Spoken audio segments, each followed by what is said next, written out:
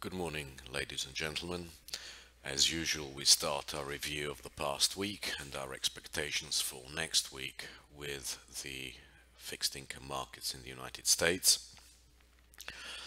We had a lovely key reversal on Friday, despite what many economists thought was very weak data. We expected something of the sort, and now the Elliott wave strategies suggest that we will have a new high in yields. We are rather doubtful of that, and certainly we don't think it's going to happen very quickly. We certainly think that the 5-year note is going to test the 198 to 2% area, but we think it's going to be very, very hard to break it, certainly for the next several weeks while the European markets are so weak. The same picture is in the 10-year note. The 10-year note is much heavier than the 5-year note. The yield curve keeps on flattening, which is slightly odd. Sometimes the yield curve should flatten only when the market is moving in one direction, but here the yield curve is flattening whichever way the market moves. So if the market moves towards higher yields, the yield curve flattens. If the market moves towards lower yields, the yield curve flattens, which is very odd behavior and actually tells you that what is happening is that the yield curve is flattening. A flatter yield curve cannot be an expectation of higher inflation and or higher economic activity. We are getting to very, very interesting levels in the yield curve, and it is very unlikely that we can keep on flattening without some major repercussions in equity markets, which we will look at in a moment. What do we expect in the 10-year note? Well, we certainly don't expect the market to go much higher than 249, 250 for next week. That is where we would definitely want to take off any positions long in terms of yield. Why do we not expect much higher yields in the States in the short term? Well, because the Europeans are trading so weak. You can see this is a chart of the 2-year Schatz in Germany. It just cannot even manage to turn the weekly moving averages to even stable. This market is still falling in yield. We have the 5-year note, which again is still can be described as stable at best, trading between -57 and -30 basis points. And then finally we have the Bund, which is also best described as stable, trading between -15 basis points and +50 basis points. In a market which is doing this and it's so weak, even though the central banks keep on telling us that they are about to remove the accommodation towards year end, it is very unlikely that the United States can go it alone with much higher yields unless Euro USD will collapse. And here we have a daily chart of Euro USD. As you can see, it is very, very oversold. We will probably come down and retest the 105.20 area, which has caught it many times, but we think, well, it's come a long way in a very short time. It's come from 109, where it rejected beautifully at the 200-day moving average, all the way to 106, and if now goes to 105.20, that will have been plenty for this leg before some consolidation. And that is also tying in with our thought that the US yields cannot rise much higher in the very short term, simply because it would pressure Euro USD so much more, and it is already in a very oversold position.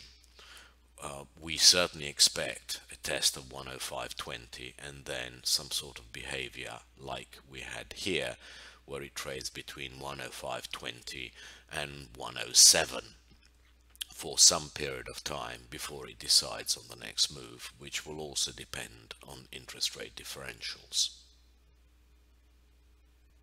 Our call in DXY was the correct one. We think now it tests this 101.55 area, which has been very hard to break several times between 101.55 and 101.77. We doubt it breaks the 102 level anytime soon. We have holiday shortened sessions. We just cannot see it breaking this critical 102 level without having digested between 101.55, 101.70 and just higher than par for several weeks before it decides on the next move. And that is why when we compare DXY to the 5-year note, we think the 5-year note will be capped somewhere around the 2% area for some time before it makes the next move. The title of this week's presentation is Things That Make You Go and it is our spread indicators which are making us go This is a chart of the high beta stocks against the S&P 500, and as you can see, we are coming in to a very critical area. Either the high beta stocks are going to break higher and drag the market higher with them, or they're going to break down and drag the whole market down with them.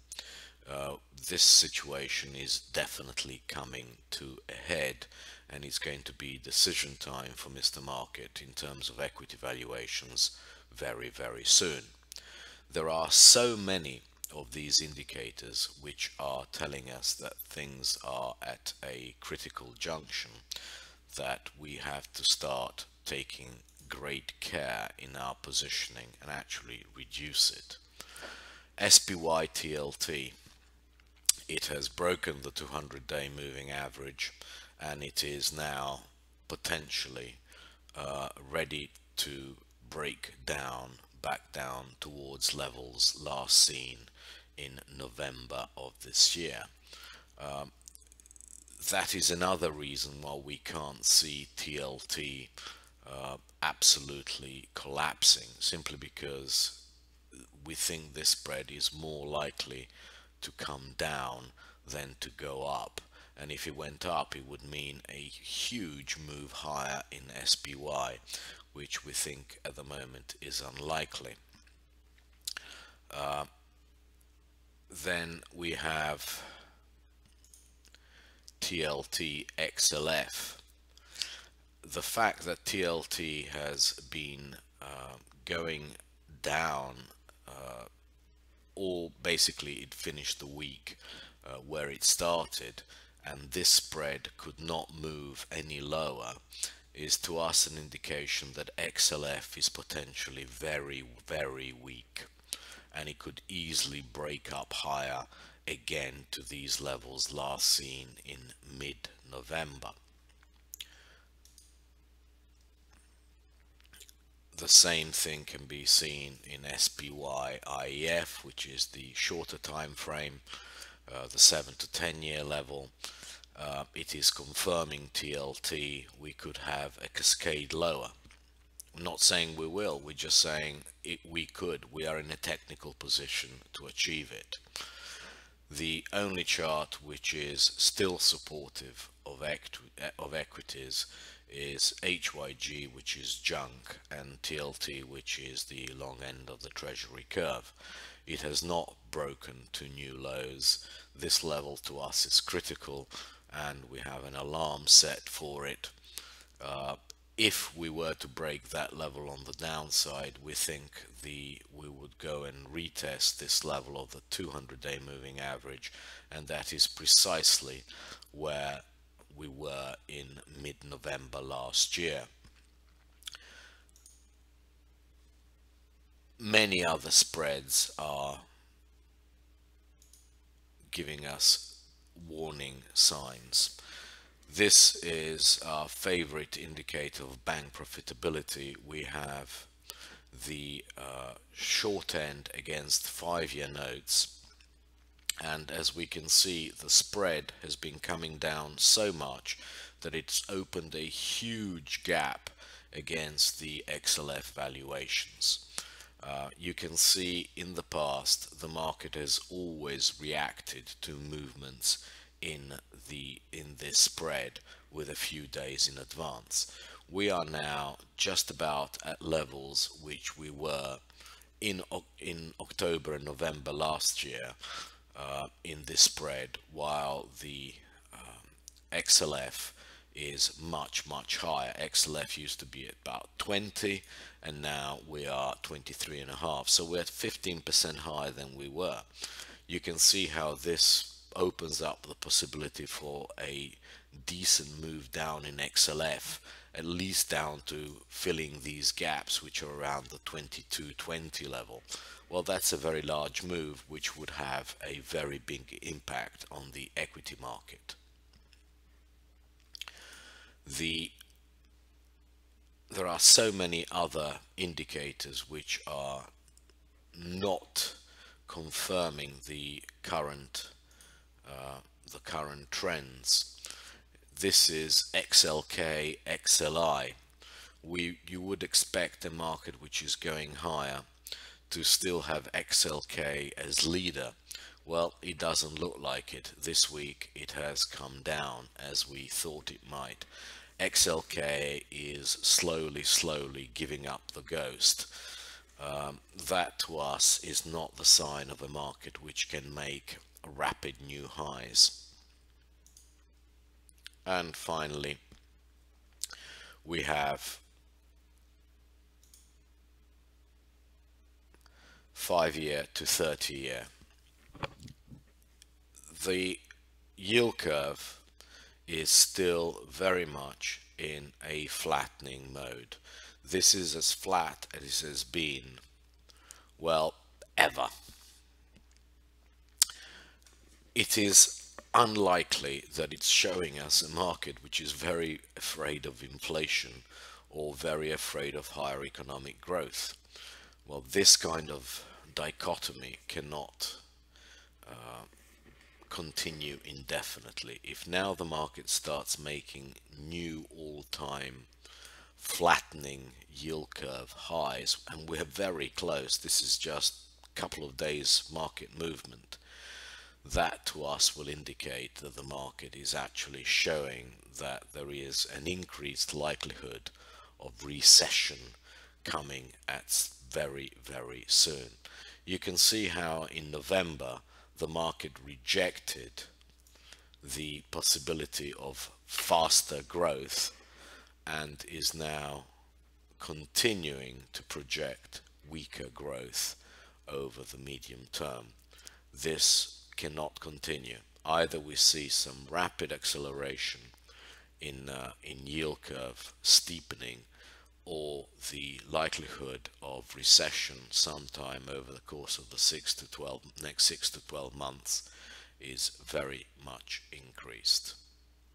The final indicator which makes us doubtful that we are ready to break higher in equities is XLP, XLY. As you can see, we got out just in time and it's breaking higher. This is a risk-off move. And the final indicator which says that we are at a very interesting juncture is SPY IWM. IWM being the very broad Russell. We are right at the downtrend line, which basically signified the start of the bull market in January, February 2016. And here we are. If we now break this line, it will mean that a market, which is the Russell, which is already flat for the year, is ready to give up the ghost and go into negative territory. Well, I'm sorry, I just cannot see the broad market being negative for the year and the SPY remaining up 10% as it is at the moment. It's up, sorry, it's up 100 points, it's up about 5%. It is likely to give up those gains very, very quickly in a concerted 2 to 3 day bear raid.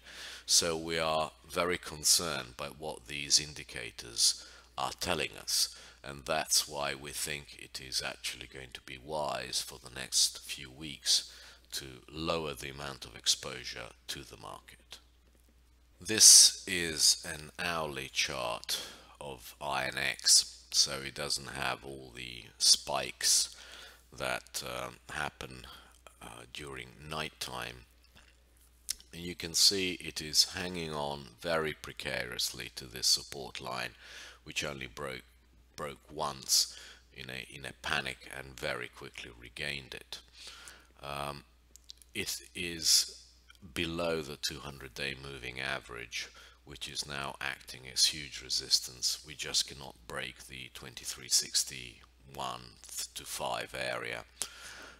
Every time we've tried it over the course of the past week, it's rejected. Well, it wouldn't take very much for us to break this trend line.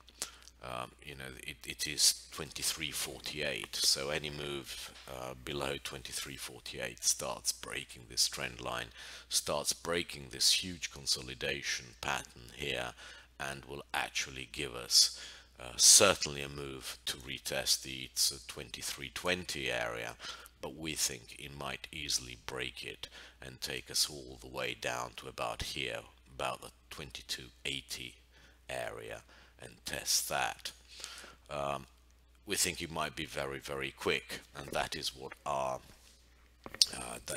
spreads tell us. It could be very, very quick. On the other hand, we might hold it and we might break higher. It's just that the way it looks, it is more likely to break on the downside, and that is why we're saying one should certainly lower the exposure one has at the moment. As you can see, this is on a daily basis.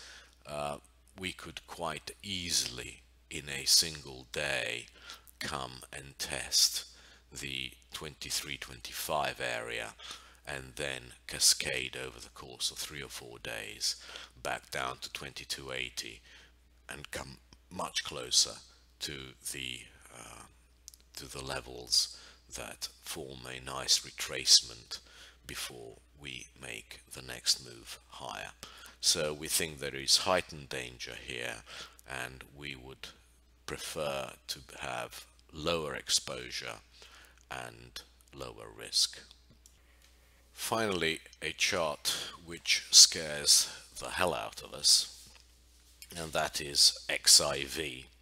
So it is reverse VIX, so it's as it comes down, volatility increases.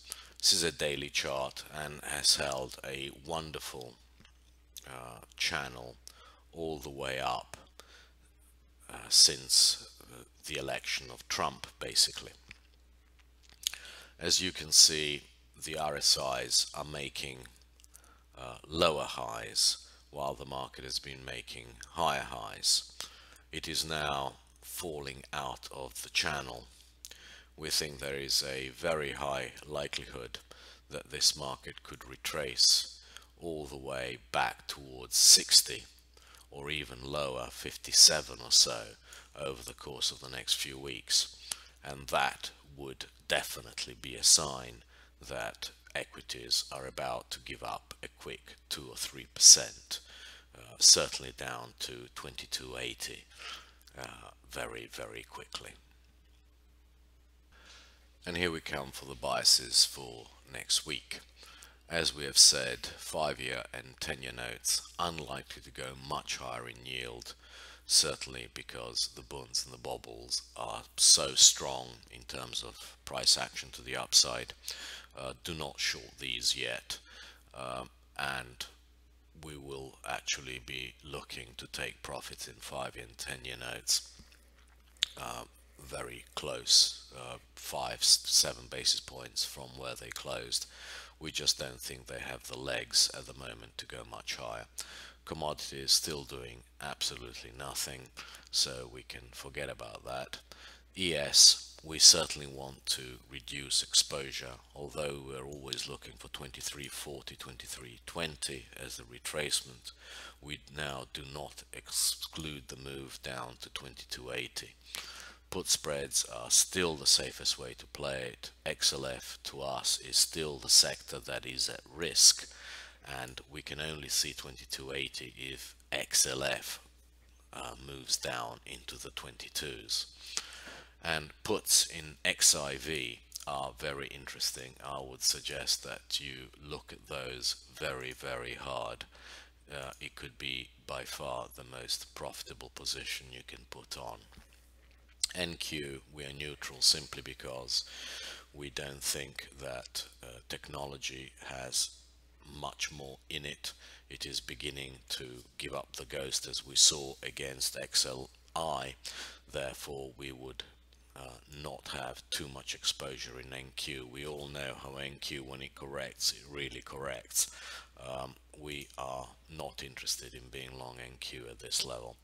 And the Russell 2000, it is still in a very precarious, very dangerous position. One single close above 1339 and we can almost guarantee that 2280 will be seen. European equities to us are much safer. If the market comes back at any stage in FEU, which is also part Euro USD towards 3020, is going to be a fantastic buy. We're a long way away from it, but we want to buy around that level or very close to it. SPY FEU, it's very interesting that it is not giving us any buy signals, which you would expect at a time when the Euro USD is so weak. But no, that ratio is holding very steady, and therefore it is showing us that at some stage when Euro USD calms down and starts correcting upwards, this spread is absolutely going to fly. And DX, we are watching for 101.55 next week. That is the level that we think will cap it between 101.55 and 101.75. We want to get out of there and not be involved anymore. Now, as we have just shown you, more and more indicators are showing that we are at a very important inflection point in equities and their relationship to fixed income. Any closes even in the 2340s and we could be building for a quick 2-3% down in all equities. To us, 2280 is going to be absolute key if it's seen, and anything between 2280 and 2300 we think is going to be a good buy for a violent move back up to these levels. But certainly we think that we could see 2280 in a downward cascade panic over the course of the next couple of weeks, simply because all these indicators that we have shown you are so weak that we would not be surprised if the market just took them out just for the sake of stopping everybody out and then deciding again. So we think it is time to actually keep safe, reduce exposure, and the best way we can see of reducing exposure if you're naturally long is to actually buy puts in XIV. that could be the best move you make next week. Thank you very much indeed for following us, and we will be tweeting away any recommendations and trades as of Monday.